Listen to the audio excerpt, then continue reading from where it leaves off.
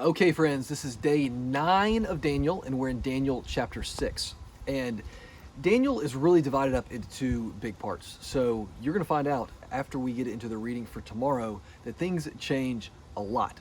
12 chapters split right down the middle. 1 through 6, as you know, if you've been reading along, are the stories that many of us grew up knowing. They're just kind of straightforward. There's a lot of hidden stuff in them. They're still straightforward narratives. 7 through 12, prophecy. And the prophecy is tough. So we're going to be digging into that starting tomorrow and then all of next week. But because we're at this midway point, it's a good time to pause for just a second before we get into chapter 6 and remind ourselves of why this book exists. So these stories took place in the 5th century BC, but they're not written down for a long time, 400 or so years later. They're written down in the mid-2nd century BC. So what's happening here? These stories are passed down from generation to generation for 400 plus years. So think about things that happened 400 plus years ago in our nation's history and before we were even a nation. Think about things that happened 400 plus years ago. You've heard these through some written accounts, through stories that you've heard in classes and things like that. If you were to sit down and decide to put some of these stories together, to write a book about these things that happened 400 years ago, why might you be so inclined to do that? One of the reasons might be that there is something happening today that you think what happened 400 plus years ago could help with. And that's exactly what's happening here. What happens is at this point when they write this down in the mid-2nd century BC, the Jews are facing something very similar to what they felt like Daniel, Shadrach, Meshach, and Abednego faced. You'll remember that what they faced is pressure in Jerusalem from an eastern power, the Babylonian Empire, led by King Nebuchadnezzar. And then some of them are kidnapped, they're taken away, and they are forced to wrestle with the question, how do I remain faithful when I am surrounded by a culture that wants me to compromise? How do I do that? And is it worth it? Well, why did somebody in the mid-2nd century decide to write these things down? Well, what's happening at the time is that the Jews are still in Jerusalem. And once again, you have a superpower in the east. In fact, not too far from Babylon, the Seleucid Empire, which is one of 3 empires that grew out of Alexander the Great's kingdom, led not by Nebuchadnezzar, but by a king named Antiochus IV, who is a vicious, brutal king who wants to subjugate the other kingdoms around him, including the kingdom of the Israelites, the kingdom of the Jews, and attacks Jerusalem. And there, we won't go into all of the details of it, but it's actually around the same time the Hanukkah story happens. And you've got a group of Jews who once again are asking the question, how do we remain faithful when the culture around us wants us to compromise? And is the faithfulness worth it? So somebody took these stories of Daniel, and as we'll see in chapter 7 through 12, the prophecies of Daniel, and put them together in one book so that the people would have them to be able to be inspired and seek wisdom about how to live. And of course, what we believe is that the Holy Spirit was inspiring the person or the people who took these stories and put them together. And Daniel is likely the last of the Old Testament books written. So if you're thinking mid-2nd century BC, you're talking about less than 200 years written before Jesus is walking around. So Daniel is an important book for the New Testament and for Jesus. So midway through, I just think that's important for us to recognize. Okay. Because it also reminds us of why all of this matters for us today. Because do we not, again, find ourselves in a place where we want to remain faithful, but there's a culture that is pushing us to compromise, and we ask the question, is it worth it to remain faithful?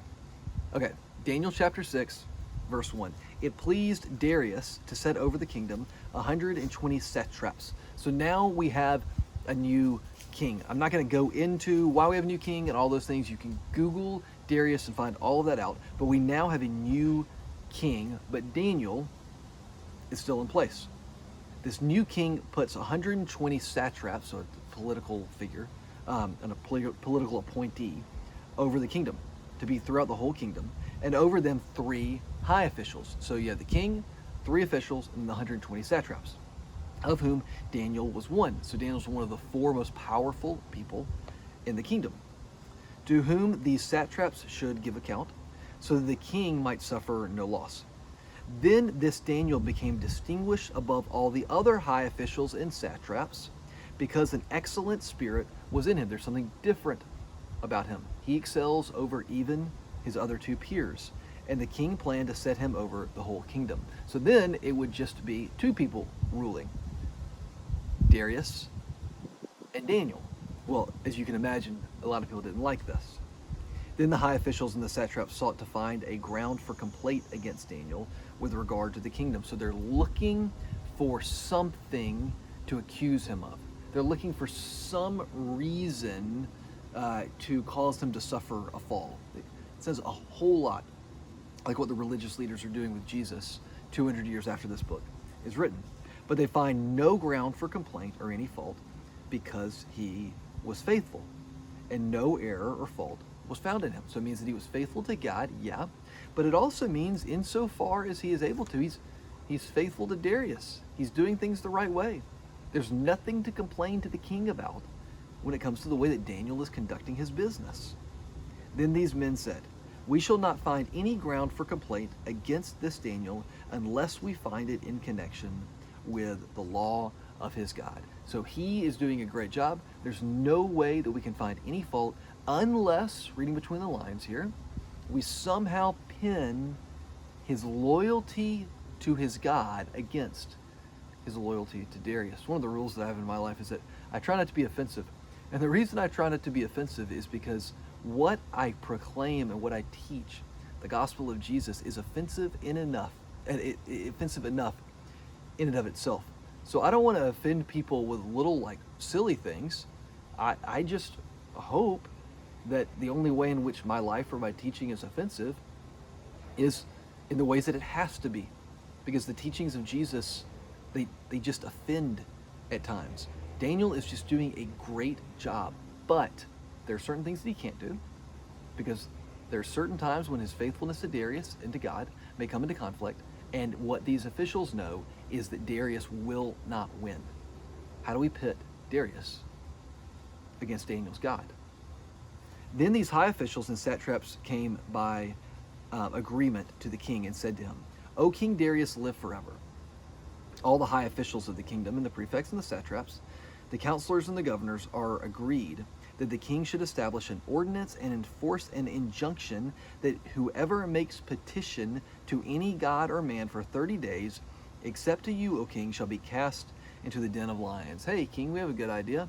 For 30 days, make it illegal for anybody to pray to anything except for you. And the consequence should be that they're thrown into a den of lions, which means they'll be killed. They just think this would be a good idea. Darius, why don't we just do that for the month of April? Why don't we just do that for 30 days? Now, O king, establish the injunction and sign the document so that it cannot be changed according to the law of the Medes and the Persians, which cannot be revoked. So there is some kind of standard with the Medes and the Persians that if this kind of edict is ordered, that even the king can't revoke it.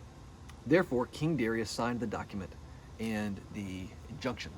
Okay, so their plot is working because they have now pit Daniel's loyalty to God against Daniel's loyalty to Darius. He can't be loyal to both. What's Daniel going to do? Verse 10, one of the best verses out there. When Daniel knew that the document had been signed, he went to his house, where he had windows in the upper chamber open towards Jerusalem. He got down on his knees 3 times a day and prayed and gave thanks before his God, as he had done previously. I mean, this is the last verse we're going to read. You can read the rest of it. I mean, come on. Just this verse. Look at it. Daniel knew that the document had been signed. We know very clearly that Daniel knows exactly what he's getting himself into. He knows that he will be living in defiance of the king, and he does it anyway. He went to his house where he had windows. There are windows in his upper chamber opened towards Jerusalem. So he goes in front of the opened windows, knowing that people would be able to see him. And he got down on his knees 3 times every day, gave thanks before his God, as he had done previously. It's not that Daniel decided to start doing this on April 1st. I'm making up the month. It is not that he decided to start doing this on the first day of this edict. He's always done this. So he did it on March 31st. So why wouldn't he do it on April 1st? Because in his mind, the edict of Darius has no authority over him if the edict causes him to compromise his integrity and his faithfulness to his God. He follows all of Darius's little laws. He's fine with that. But it holds no authority if it runs contrary to the law of God. So, if he was faithful to God on Thursday, then he's going to be faithful to God on Friday. If he's faithful to God on the 30th, he'll be faithful to God on the 1st.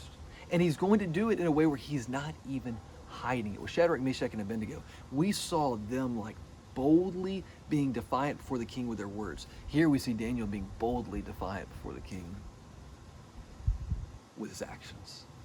And just like what happened in chapter 3 with Shadrach, Meshach, and Abednego, Daniel's willingness to be faithful, to be defiant, his willingness to be different, leads to him making a difference. So if the question is, how do we remain faithful in a culture that wants us to compromise? Part of the answer, at least, that Daniel seems to be pointing us to, is that we just keep doing what we've always done. We just keep maintaining our integrity and our values. We keep maintaining the practices that we've had. We keep literally, and also in metaphorical ways, praying 3 times a day like Daniel did. And then the question is it worth it? For Daniel, Shadrach, Meshach, and Abednego, it was. For whoever wrote this in the mid-2nd century BC, it was. That's why they put it together. And for so many people today, they would answer the same way. Yeah, it's worth it. We can remain faithful by continuing to do the things that God has called us to do, even in the face of the pressure to conform. Keep doing those things. We keep being faithful, knowing that God is also faithful to us. And it's worth it. So tomorrow we're going to turn the page and start diving into this prophecy. And what we'll see by the end of next week is how the first 6 chapters and the next 6 chapters line up and are essentially telling us the same thing in 2 very different ways. God bless you, friends. Keep with your reading, and I'll see you soon.